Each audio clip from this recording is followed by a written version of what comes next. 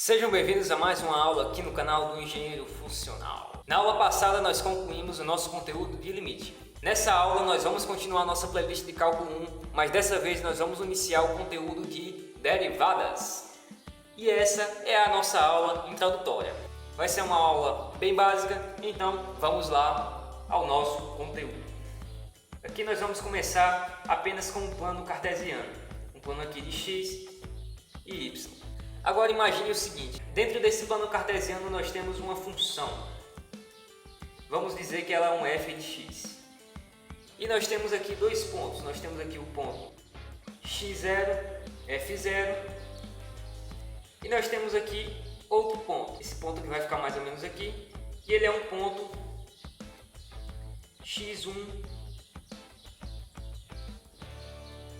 f1. Esse ponto aqui ficou um pouco distorcido, vai ficar mais ou menos bem aqui. E agora vamos imaginar o seguinte. Derivada nada mais é do que uma taxa de variação. Então nós vamos calcular a taxa de variação desses dois pontos. Quando nós fazemos aqui a taxa de variação desses dois pontos, nós temos aqui uma reta. Mas só que essa reta é uma reta secante. Aqui ficou um pouco difícil de visualizar por causa do formato do gráfico, mas é mais ou menos isso. É como se esse ponto aqui fosse o ponto x0, esse aqui fosse o ponto x1 e essa reta aqui passasse aqui entre os dois pontos. E a nossa taxa de variação nada mais é do que a tangente entre esses dois pontos. Como vamos calcular aqui a taxa de variação?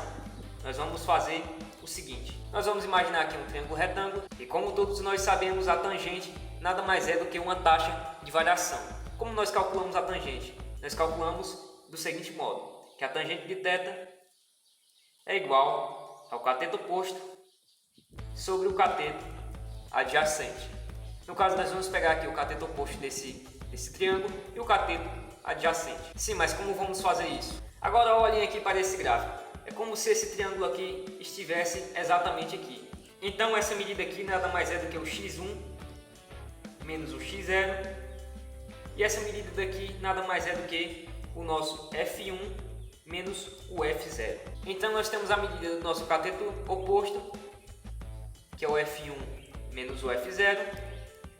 E temos a medida aqui do nosso cateto adjacente, que é o nosso x1 menos o x0. Agora aqui vamos imaginar o seguinte, eu vou chamar aqui minha tangente de A e vou substituir aqui o cateto oposto, no caso o f de x1, pois aqui está na função, menos o f de x0 e vou dividir aqui pelo nosso cateto adjacente, que é x1 menos o x0. Com isso nós temos a nossa taxa de variação, mas só que essa é uma taxa de variação específica, isso só vai funcionar para esse exemplo. Como foi que o Newton resolveu esse problema? Ele imaginou que x1 menos x0 aqui, ele vai tender a zero, porque nesse gráfico aqui está um pouco difícil de visualizar, mas quando essa função aqui ela tende a esse ponto aqui, forma mais ou menos uma reta tangente a esse ponto aqui. Sendo assim, nós teremos não somente um caso específico, mas sim casos gerais. Ele chamou x1 menos x0 de h. Sendo assim, ele fez o seguinte, ele chamou x1 menos x0 de h e calculou o limite. Que o limite quando h ele tende a zero vai ser igual a f de x mais h menos a f de x dividido por h. Com isso nós chegamos à nossa função derivada. Todas as funções que nós trabalhamos até agora foram funções específicas. Essa função aqui derivada ela é muito importante, pois ela calcula a taxa de variação entre funções. Nós vamos utilizá-la para resolver muitos exemplos. Inclusive, na próxima aula de derivadas, nós vamos fazer exemplos utilizando esse limite. Chegamos ao fim de mais uma aula aqui no canal do Engenheiro Funcional. Se você gostou, por favor, curta, comente e indique para os amigos.